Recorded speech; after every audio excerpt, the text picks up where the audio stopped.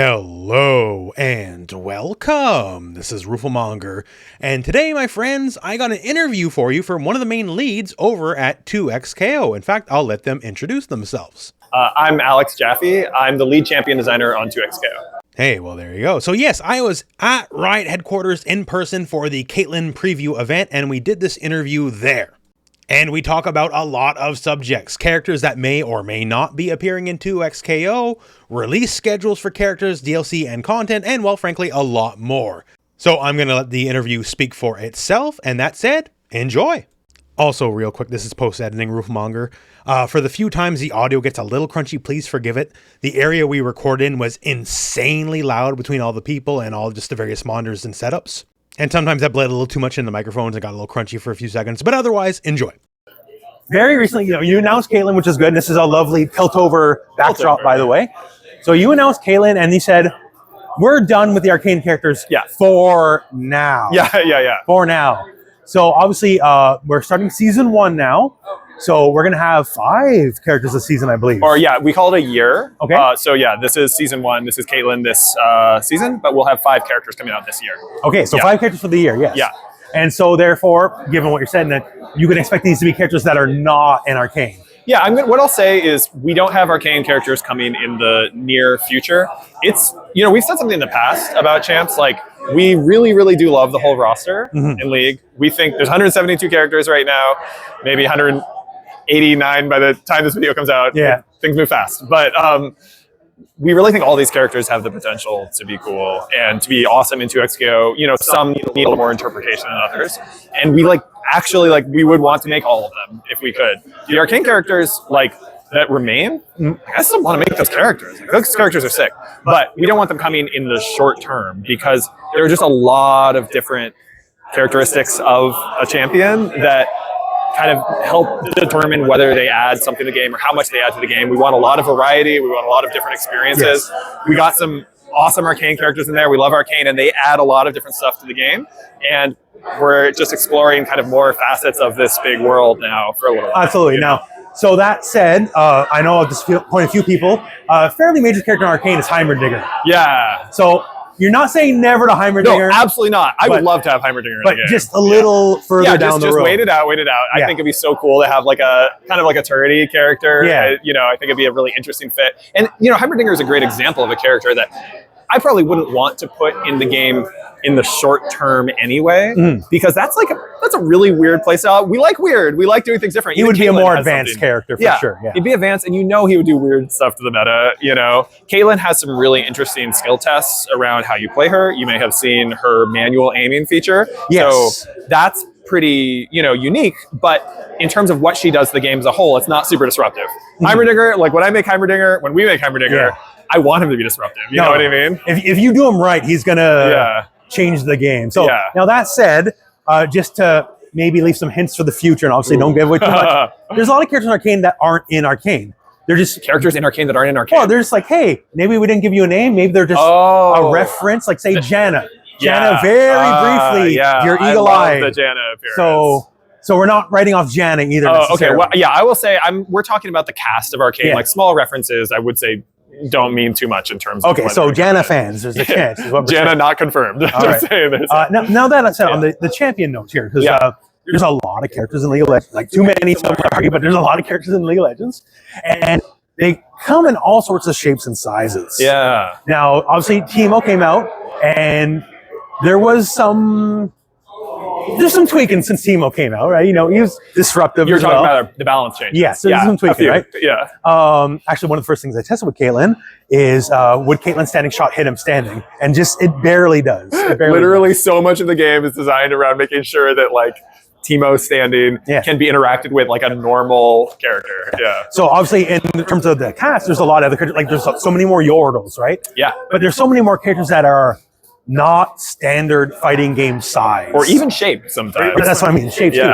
So for Mortal Kombat fans, a character near and dear all of our hearts, a character Motaro. And Motaro's had a very weird history in Mortal Kombat, including the later version of the one GameCube game where they put him in with 2 legs. Oh, no, I'm not familiar. Yeah, they put him in the game, they just had 2 legs. I think Armageddon had 2 legs to make him a normal character. Okay, yeah. Sometimes you got to do stuff. Yeah. So when it comes to future champion development, when it comes to first, are you entertaining non-humanoid characters? Oh yeah, absolutely. Like I can promise we will have non-humanoid characters come in this game, and I think some of the characters we have are like humanoid adjacent, like a Warwick or like, something. Two arms, 2 legs. Yeah. Oh, absolutely. That time will come. I don't know when, but I am super interested in those questions, even as a designer, right? I'm really interested in just really wide and short characters, right? Like a Skarner or something like that, I've been fighting for Skarner since the start. So. I just think it's really cool to imagine, how do we make this work? It's hard. It's hard to make it work because so much of the gameplay built around jumping and around, just distance, it ends up getting manipulated. A character like a Motaro, or I guess a Hecarim, exactly. He would have to have a very different hurt box than everybody else. Exactly. Because if you jumped him, you could hit him from cross up 16 miles behind everyone else. You could, right? Exactly. Yeah. And so we have talked about this stuff, and we want to make sure that we're building the foundation where we understand, when we do eventually make characters of interesting shapes and sizes, that we know how, that it doesn't disrupt the game too much, and those characters like that, are also a little bit harder to make. There's more work that goes into them on multiple facets. Because you have to completely rethink your rule set, especially not just for the character, but who's in the future. Yeah, and even maybe Hecarim has trouble getting around Heimerdinger's turrets because he's too friggin' fat, right? Right, exactly. So really interesting questions we like to talk about. No word on when characters like that are coming, but give it in the long enough timeline, it's like it's bound to happen because we love variety. We think variety is the spice of fighting games. It's just so fun to have a cast that just has so eclectic and so many different characteristics, and we're also gonna have a lot of humans. Or humanoid characters, because that they do a lot for a lot of players. A lot of players want to play a straight up, just cool, exciting human. There are many different human demographics we want to represent, many different kind of themes and narratives and combat fantasies. You'll see a lot of that, but we'll make sure that as time goes on, we explore more and more different. Okay, absolutely. Yeah. Now on follow up that, because so 5 characters for the year across the various seasons. Yeah. Now, is this going to be for my fan base? A lot of people are frustrated with certain other companies' release schedules. Are you going to have them roughly equidistant to each other, or one week, another character 2 weeks, and nothing for 6 months? I think we would avoid that. I can't say much about what the actual schedule will be like, but certainly we're going to make every effort to make sure that the impact of the characters is significant. When a character comes out, we really want it to feel like it does a lot for players to enjoy the game more and to have more excitement and more variety, both playing as the character and playing against them and playing with them. And from our perspective, I think we'd prefer to spread them out, because that just means that you get to get more juice and fun out of discovering one character before the next one comes. I can't guarantee that would happen, but I can say from a goal standpoint, we want to do that. So the idea is you're trying to avoid a 6-month gap of content. Yeah. Again, no promises because there's so many factors that go into it, but that would definitely be the goal. Okay, for sure. Yeah. Now, with that release schedule, obviously the character is a capstone of the new season. And I think you've got to commit to more frequent balance patches than some other companies. Yeah. So is the character okay, so here's the new character, here's the skins, here's the balance patch. It's all just in one big content dump. Right. That's a great question. Yeah. So, we're actually still kind of dialing in our balance patch strategy in a sense a little bit. I think we've been trying some different things in terms of cadence, when we release balance patches, in what form. What we do right now, and again, I'm not on the balance team, but I work very closely with them. What we do right now is not reflective of necessarily what we do kind of once we're at a stable state, because we're trying to get the game into a really, really good spot right now, which means we're kind of moving faster on balance than we might in the future, right? We're trying to behead those horsemen, Well, I think it's fair to say some people would rather a stumble and then a fix rather than nothing. Yeah. Or being really conservative. Totally.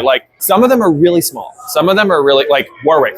Tons of changes. A lot of Warwick's changes are about improving the consistency of his combos, because some of them were just a little too situational in terms of you catch an opponent at max range while they're airborne. Especially early on, a lot of combos. A lot of that was how long are their toes? Exactly. Your combo would drop depending on that. Okay. And so a lot of the Warwick reactions are just kind of dialed in a little bit to just make him more consistent.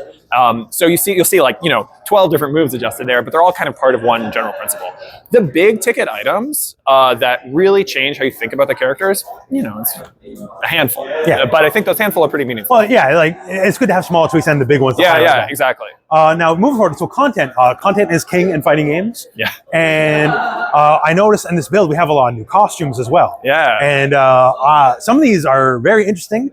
I'm pretty psyched about them. Some have been shown, like the forgive me for getting the branding, but the esports costumes. Yeah, Frame Perfect. Frame Perfect, yes. Yeah. So we have those. We have some new costumes, like Arcane costumes. That's kind of like our highlight skin line for this And season. I am a big fan because not only do they look good, characters have like LEDs moving across the thing. It also changes all the hit effects. Yeah, like I don't know if you saw like when Vi Lancer Charge S1. Yeah, and like it's coins 2x. pop out. Yeah, like combo. Yeah, 2x, yeah. like, They put so much love into those. So I'm a big fan, and is that something we can look forward to in the future? Like more consistent quality of like skins for the characters. Yeah, we have a variety of kind of like skin tiers in terms of like kind of how premium they are, which is both how much effort we put into them, but also it ends up they might be more expensive, and we want there to be a range in terms of like how much players, it's like everyone has something cool for their character that they can afford, and if they want to like really put in either the work or the money to get that thing, then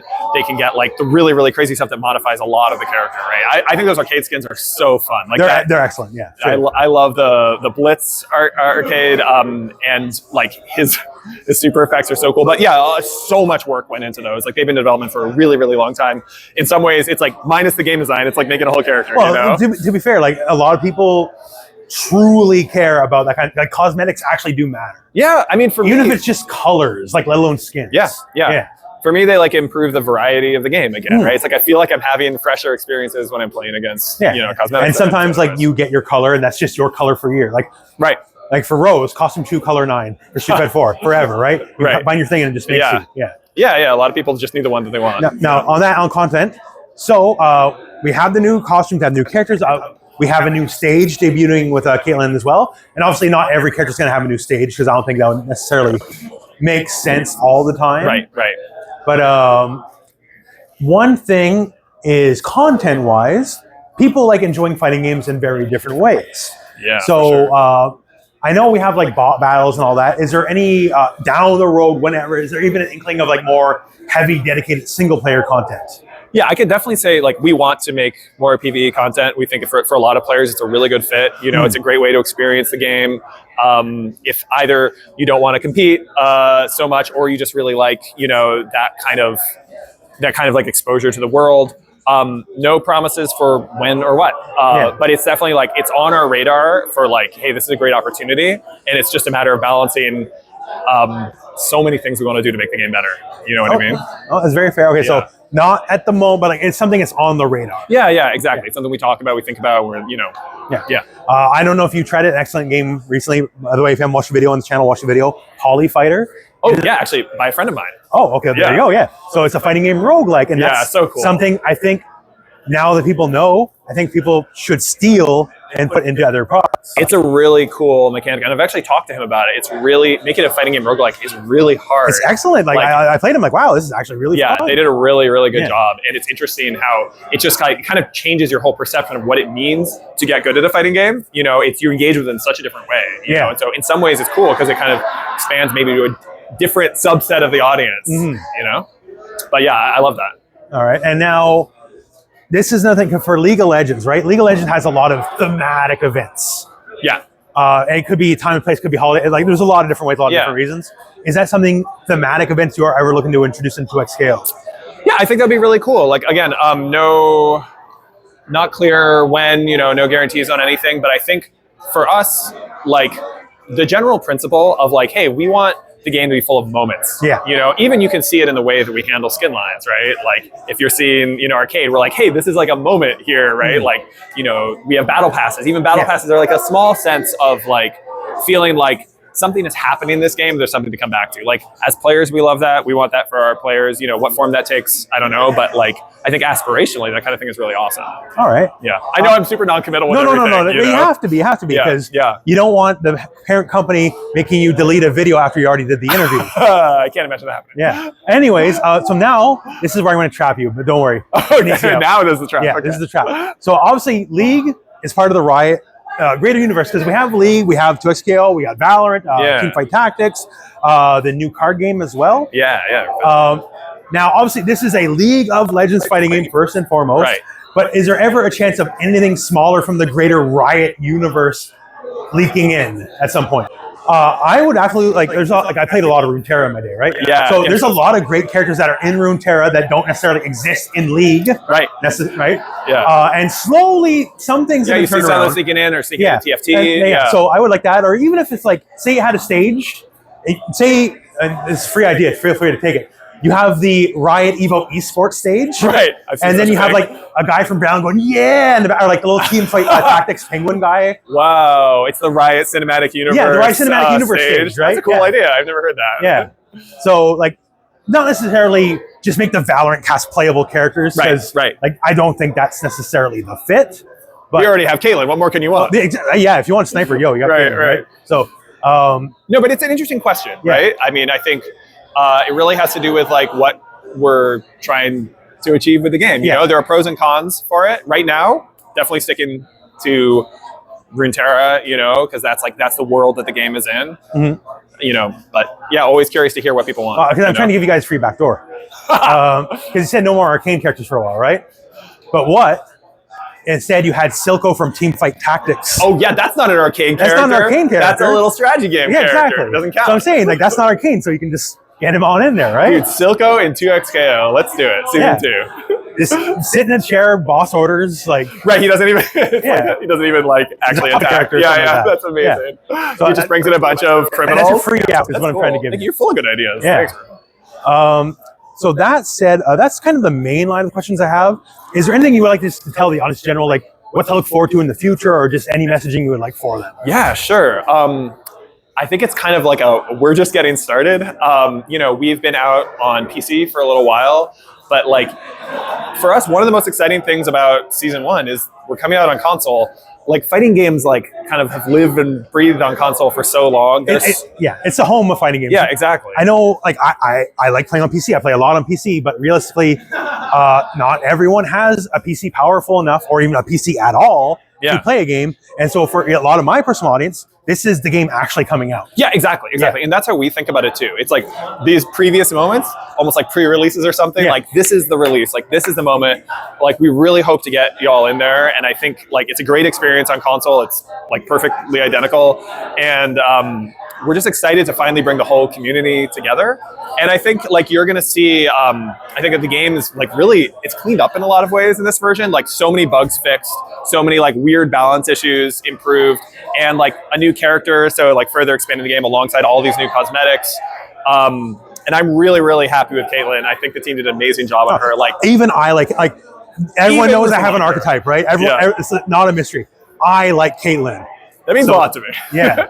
I think things are just going to keep getting brighter and brighter. Like I'm actually really excited too for what's coming after this season. Like there's really, really cool stuff coming. I think people are going to hopefully have a great time this season, and then just see things get that much better and that much friendlier and that much more exciting, like, you know, as the year goes on. So I hope you all are along for the ride. I'm glad to have you all. All right. Well, thank you very much for your time, Alex. Yeah, it's so nice talking to you. Thank you. Nice talking to you. And look forward to more content on the channel at some point. I don't know when, because this is happening way before it's actually going to go up. The past. But that said, so thank you very much for watching. Hope this video has found you well, and go out and play some fighting games. Take care.